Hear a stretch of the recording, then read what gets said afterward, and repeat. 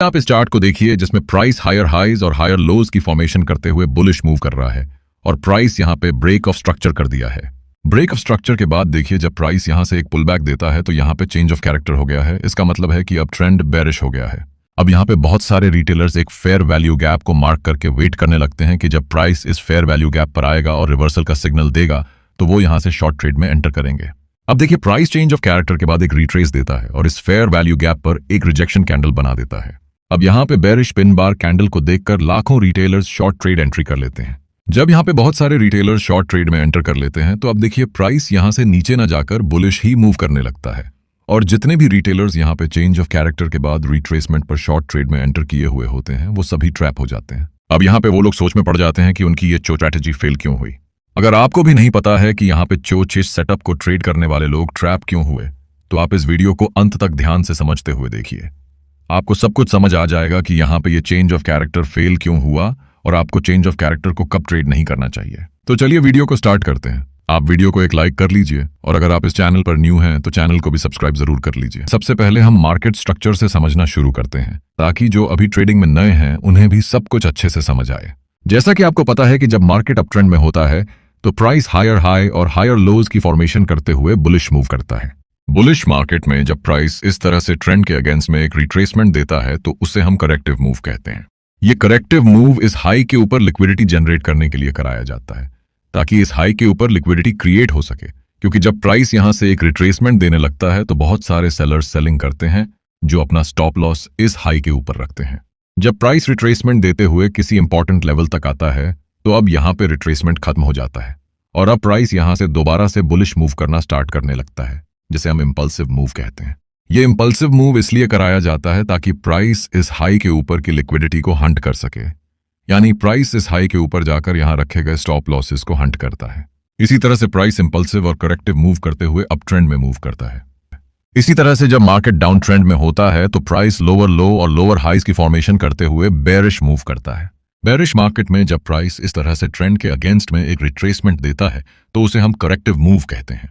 ये corrective move इस लो के नीचे लिक्विडिटी जनरेट करने के लिए कराया जाता है ताकि इस लो के नीचे लिक्विडिटी क्रिएट हो सके, क्योंकि जब प्राइस यहां से एक रिट्रेसमेंट देने लगता है तो बहुत सारे बायर्स बाइंग करते हैं जो अपना स्टॉप लॉस इस लो के नीचे रखते हैं। जब प्राइस रिट्रेसमेंट देते हुए किसी इंपॉर्टेंट लेवल तक आता है तो अब यहां पे रिट्रेसमेंट खत्म हो जाता है और अब प्राइस यहां से दोबारा से बेरिश मूव करना स्टार्ट करने लगता है, जिसे हम इंपल्सिव मूव कहते हैं।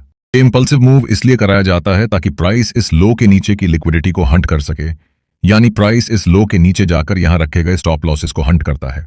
इसी तरह से प्राइस इंपल्सिव और करेक्टिव मूव करते हुए डाउन ट्रेंड में मूव करता है, यानी हम कह सकते हैं कि मार्केट हमेशा उसी डायरेक्शन में मूव करता है जहां फ्रेश लिक्विडिटी ज्यादा होती है।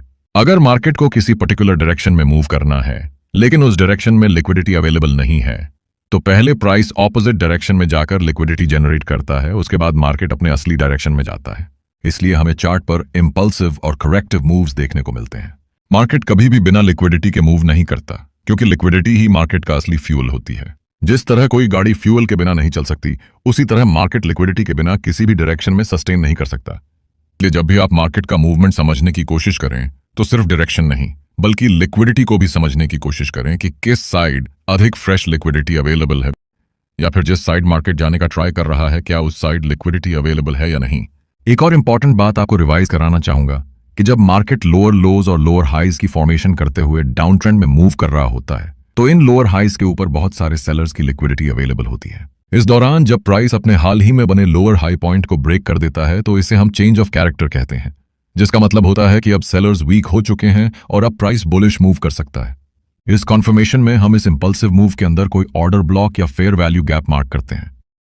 जब प्राइस इस जोन पे आता है तो हम कोई रिवर्सल का सिग्नल देखकर बाइंग साइड के ट्रेड में एंटर करते हैं और ऐसे में प्राइस के बुलिश मूव करने की प्रोबेबिलिटी बहुत अधिक होती है, क्योंकि इन लोअर हाइज के ऊपर बहुत सारे सेलर्स की लिक्विडिटी अवेलेबल होती है जिसे प्राइस हंट करने के लिए ऊपर जाता है।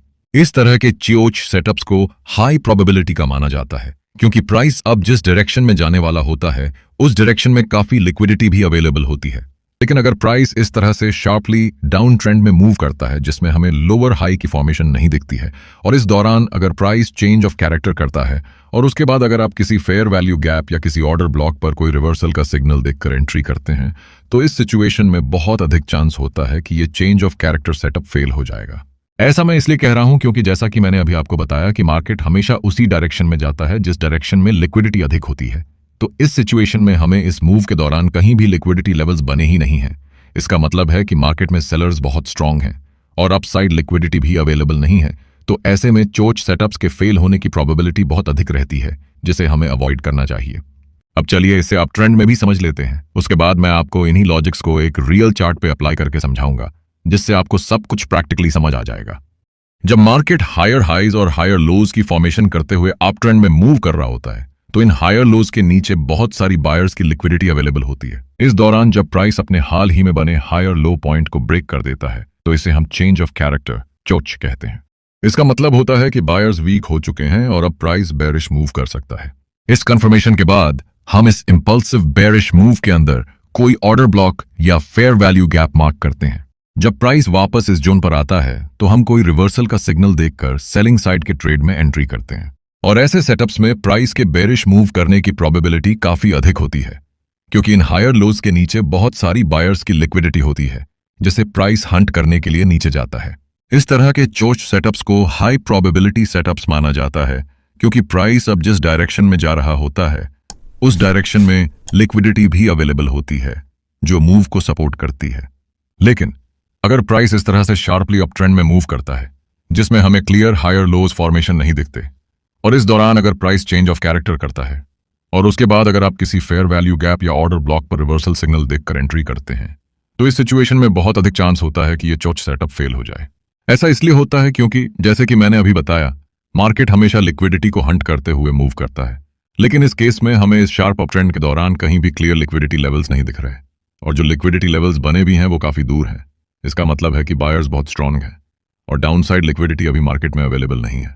तो ऐसे में जो चोच सेटअप्स होते हैं वो वीक होते हैं और उनके फेल होने की प्रोबेबिलिटी काफी अधिक होती है, जिसे हमें अवॉइड करना चाहिए। अब चलिए इसे हम उस रियल चार्ट पे अप्लाई करके भी समझ लेते हैं, जिसे हमने वीडियो के स्टार्टिंग में दिखाया था। तो अभी आप इस चार्ट पे देख सकते हैं कि प्राइस पहले यहाँ पे हायर हाई और हायर लोज करते हुए थोड़ा ऊपर गया हुआ है, जिसकी वजह से इन लोज के नीचे बहुत ज्यादा लिक्विडिटी क्रिएट हो चुकी है। लेकिन अब देखिए, जब प्राइस यहाँ से शार्पली अपसाइड गया हुआ है तो इस एग्रेसिव मूव के दौरान हमें कोई भी हायर लोज की फॉर्मेशन देखने को नहीं मिल रही है, यानी कि इस एग्रेसिव मूव के दौरान कोई भी लिक्विडिटी लेवल्स नहीं बने हुए हैं, और हम कह सकते हैं कि इस टाइम मार्केट में बायर्स बहुत ज्यादा स्ट्रांग हैं। अब देखिए, प्राइस यहाँ पे ब्रेक ऑफ स्ट्रक्चर किया है और उसके बाद जब प्राइस एक रिट्रेसमेंट दिया है तो प्राइस अपने इस हायर लो पॉइंट को ब्रेक डाउन कर दिया है, जिसे हम चेंज ऑफ कैरेक्टर कहते हैं, यानी कि यहाँ पे चेंज ऑफ कैरेक्टर हो गया है। अब बहुत सारे लोग ऐसे होते हैं जिन्हें लिक्विडिटी के बारे में अधिक नॉलेज नहीं होता है। वो लोग यहाँ पे फेयर वैल्यू गैप को मार्क करके वेट करने लगते हैं कि जब प्राइस इस फेयर वैल्यू गैप पर कोई रिवर्सल का सिग्नल देगा तो वो यहाँ से शॉर्ट ट्रेड में एंट्री करेंगे। अब देखिए, चेंज ऑफ कैरेक्टर के बाद प्राइस एक पुल बैक भी दे दिया है और इस फेयर वैल्यू गैप पर एक रिजेक्शन कैंडल भी बना दिया है। अब बहुत सारे रिटेलर्स यहाँ पे शॉर्ट ट्रेड में एंट्री करना स्टार्ट कर देते हैं।